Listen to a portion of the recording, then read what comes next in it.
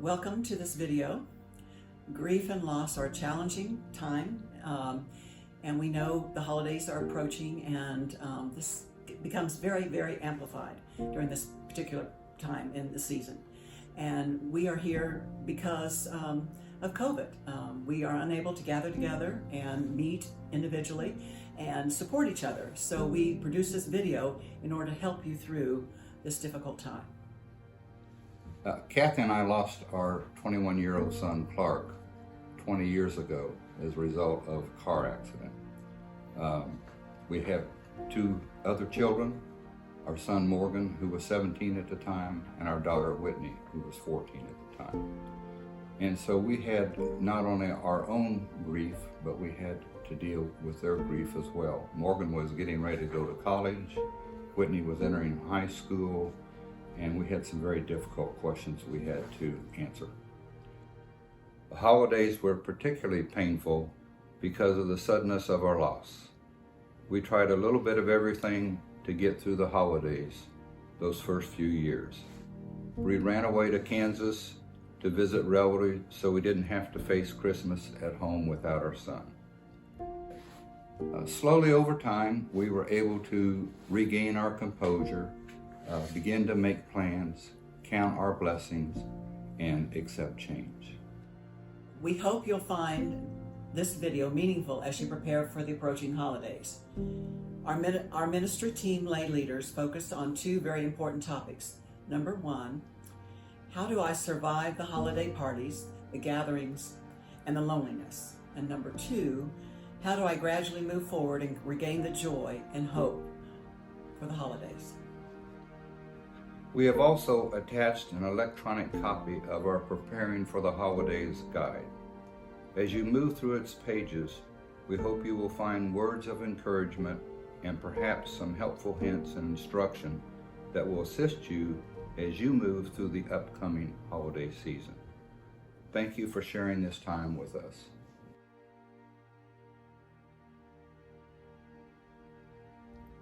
Well, Bill and I married in 1980, and we were married 14 years.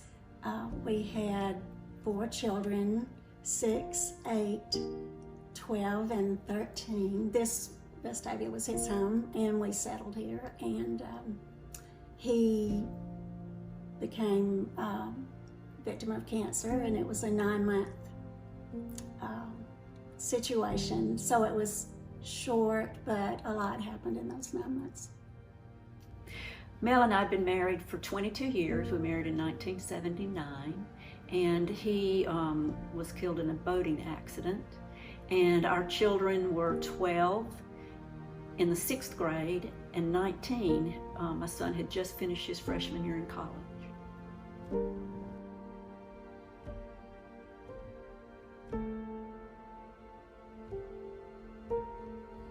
My first thought was to make sure my children were okay. And so there were many things to do to keep, they went right back to school, and to keep things rolling for them and to help them to be supported during that time. So.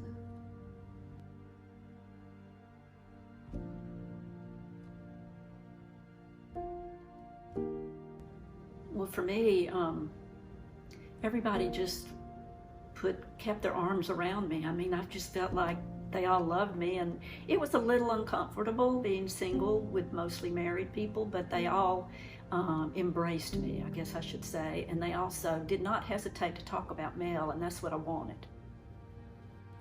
Our Sunday school class was such an impactful group during those 9 months, and they had done just what Susan was describing, to support us, to support the children in all those months. And I was so used to them being around and having contact with them that it felt really normal to be with them, and really felt like I needed to do something to give back to them. They had given to us so much, so it really eased us into that time. So.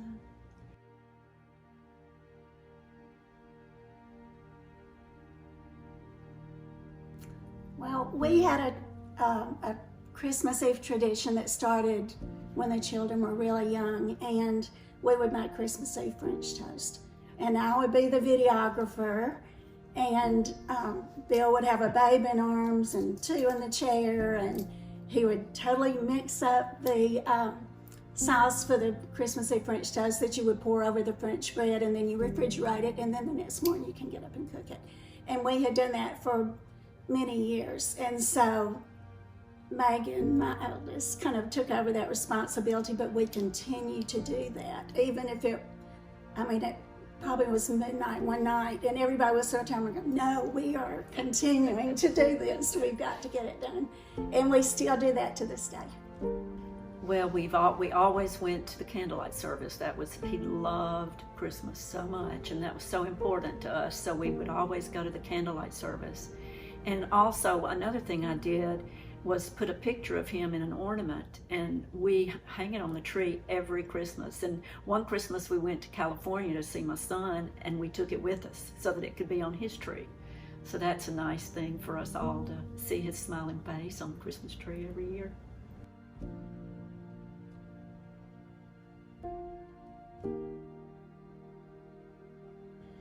It is hard. I think I did a lot of talking to him all along, all day, at night, or whatever.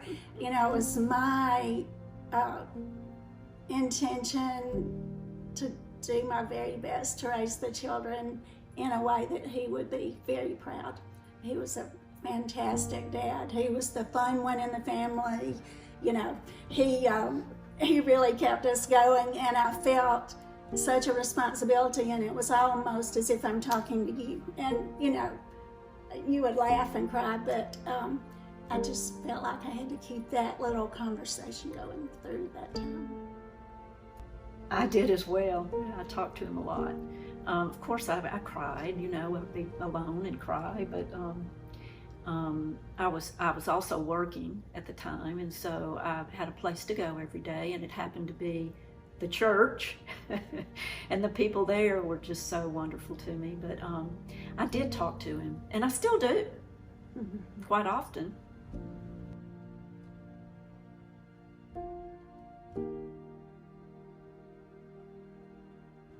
Well, I had read that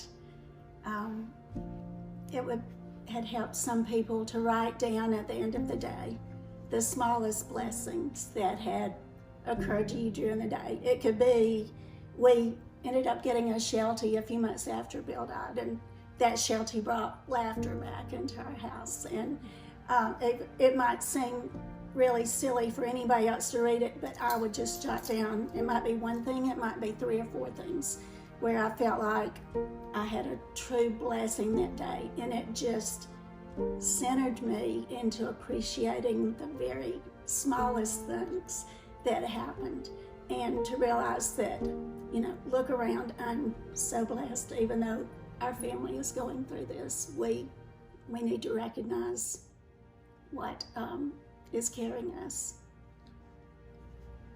I did not write things down, but I did realize just how blessed I was, because there were so many people who were going through so much more. In fact, just a few months after Mel died was 9/11, and that was such a huge tragedy, and it made me realize just how blessed I was to have had him for 22 years in my life. And just surrounding myself with friends, you know, surround yourself with people who love you. And if you feel lonely or you need someone to talk to, don't hesitate to call someone. And I always did that.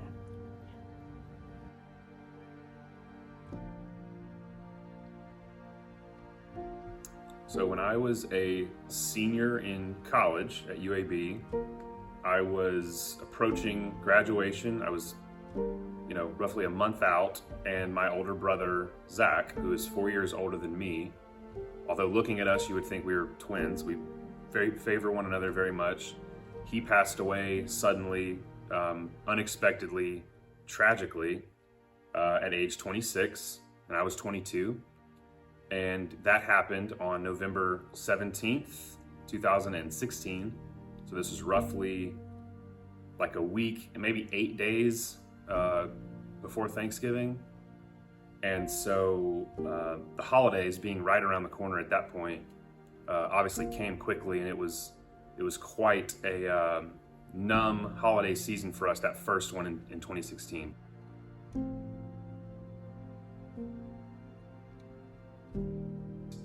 So the holiday season for me was one that was filled with, I was pursuing any kind of distraction I could. Some of those good, some of them not so good. And I remember Thanksgiving came with the snap of a finger. It was like a week later. Family constantly dropping off food and other things at the house. And I remember that. I remember we really did get showered with love and support, and certainly a blessing that I'm still grateful for.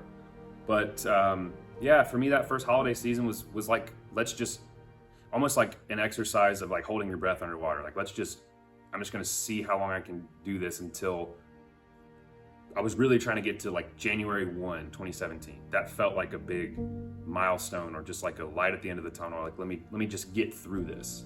Wasn't trying to enjoy it, just trying to get through it.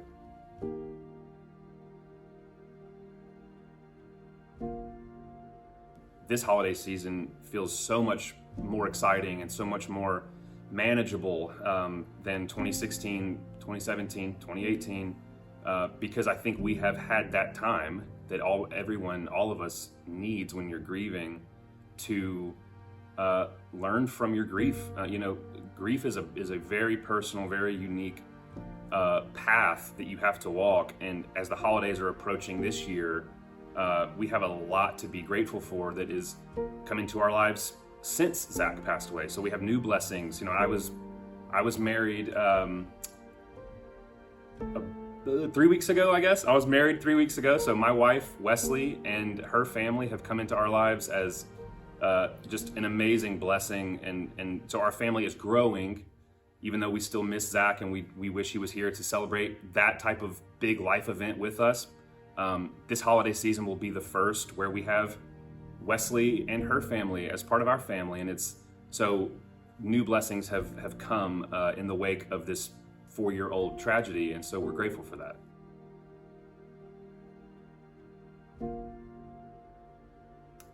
Losing a sibling is very unique. And the word I would say about losing a sibling as it pertains to the holidays and what hope is there, I would say don't give up, because you have a very unique blessing in that you had a sibling who you shared part of your life with.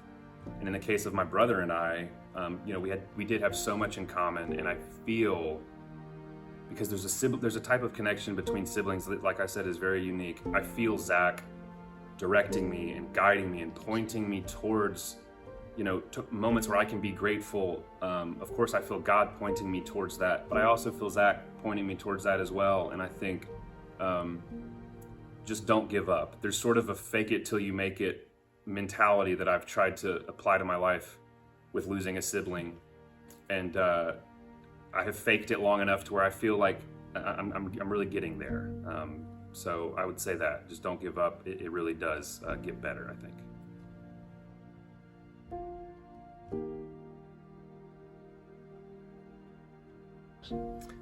Adam was 7 years old when he was diagnosed with non-Hodgkin's lymphoma. And at the time, the doctor said there was about a 95% chance of survival for him. Unfortunately, based on complications due to chemotherapy, he passed away in October of 1995 at the age of 13.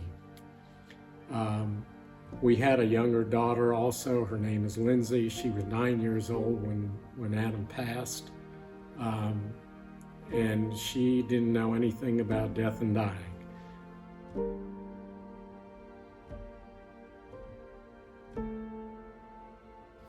That first year, Christmas time, we decided to leave town and go to Orlando, Florida, where my wife had some relatives. And everybody grieves differently. There's no right or wrong whether you should leave town, stay in town, be surrounded by family or whatnot. For us, it was the right thing to do. We weren't sure it was the right thing to do at the time, but we found out it was the right thing to do after the fact. It was good to get away and be with other relatives and have their arms wrapped around us. And so we did that, and it was very successful.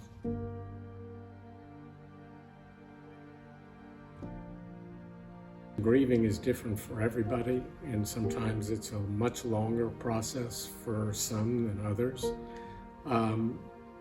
We kept ourselves busy pretty much, and especially around the holidays the following year and subsequent years.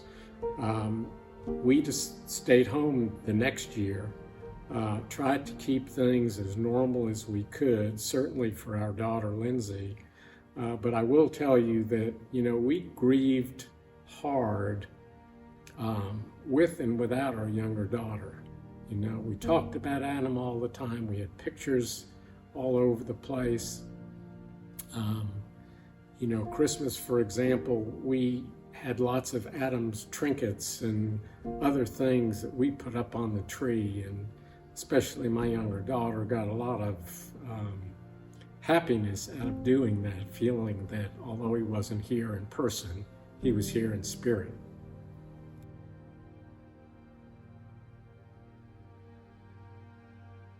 About 2 years after Adam's death,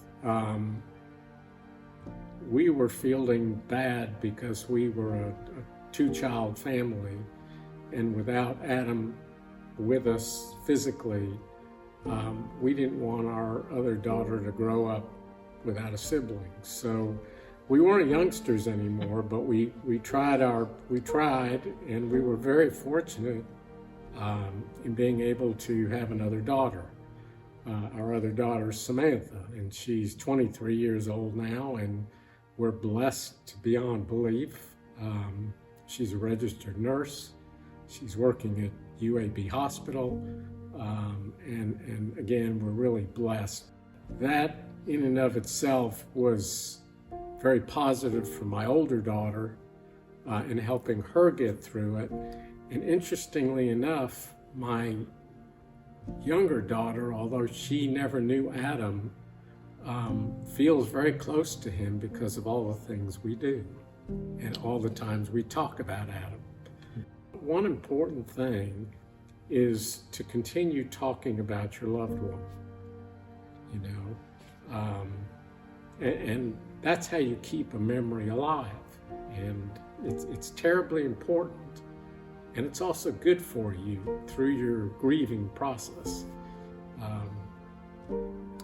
Grief never goes away. It just lessens over time. And you're able to cope with normal living without a problem. Oftentimes, however, there are triggers which cause you to cry, and crying is a great thing. It's very therapeutic. And so, we did a lot of that. Well, now it's been all these years, but I still choke up when I talk about Adam and his death and all the things that happened with him. But it's all very positive now.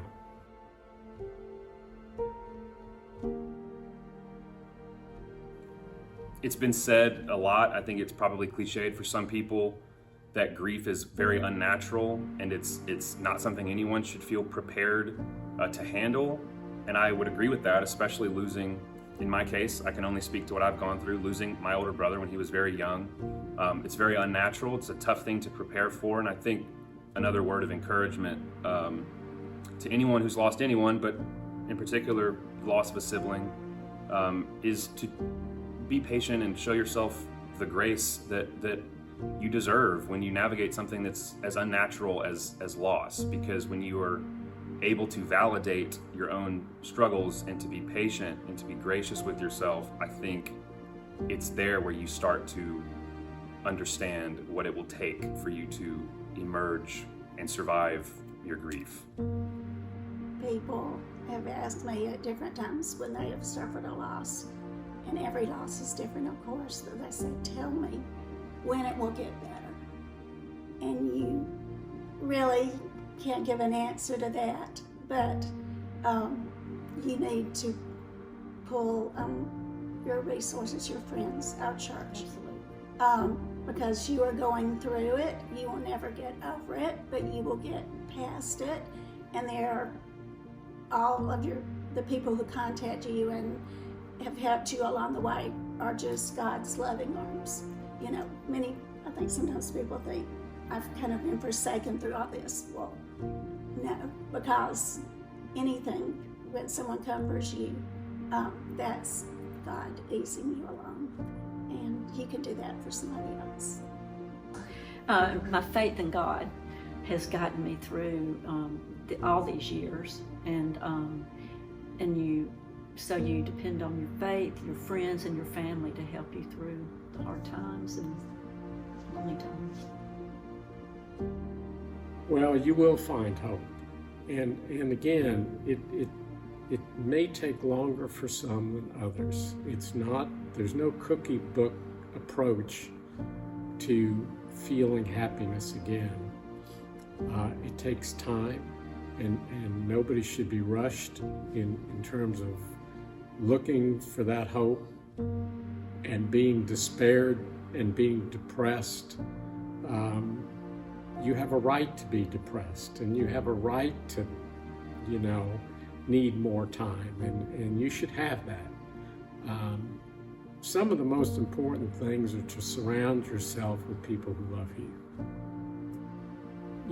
That's the most important thing about getting through all the depression that you might feel, is knowing there are people around you who want to help you and do things to help you gain that ability to move forward.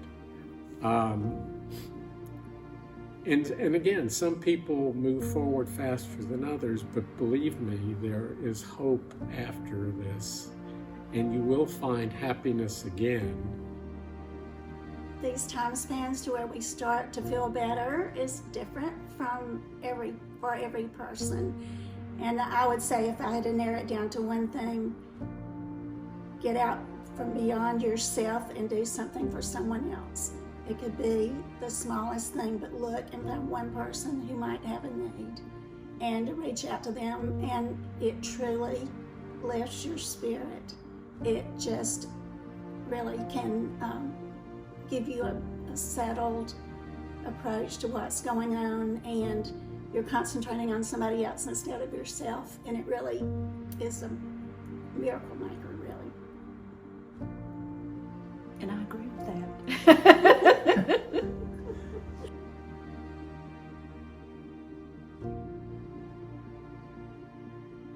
I hope that the stories you have heard, the messages that have been shared, and some of the tips that have been given are beneficial to you. Grief is hard, and the holidays seem to amplify that grief, because people that we know, people that we love, people that we can't imagine life without aren't there. I'm the last child in my family on both sides, and so I was late in my parents' life when I came into the world, and that's meant that I, over the years, have lost all of my grandparents, all of my aunts and uncles, and, well, all great aunts and uncles, because everyone seemed to come from larger families back then. In my life, I've also lost my first wife when our daughter was only 2.5 years old. I lost my dad when I was 34, and I lost my mom last year. And so going through the holidays, in each of those moments, at each of those times, it was never easy. And not just Thanksgiving and Christmas, but Easter and Valentine's Day and summer vacations, all of those things that those people have been involved in, it just hurts. You've heard from a lot of people today as you've watched this that have walked that path, the path that you're on right now. And I've been there too. And I know that with the holidays, it's easy to allow those emotions to well up to the point that you feel like you're drowning in them. So as you approach the holidays, the grief or the loss is in your mind, I know. But for me in the past, in last year even, with the loss of my mother, and this year, still dealing with that and processing that, I think for me, the way to move through the holidays and to find joy even in the holidays is to remember why we have the holidays. You come to Thanksgiving, and it's hard, yes, but what are you thankful for? For me, I'm thankful for parents that raised me and loved me, and grandparents that played a role in my life, and for my first wife, but also my wife, Michelle, now, and for the family that we've made. And I'm thankful for so much. Take time to do that on Thanksgiving. Not just to miss, but also to be thankful. And Christmas is hard, I know, and it's difficult when you decorate and things like that.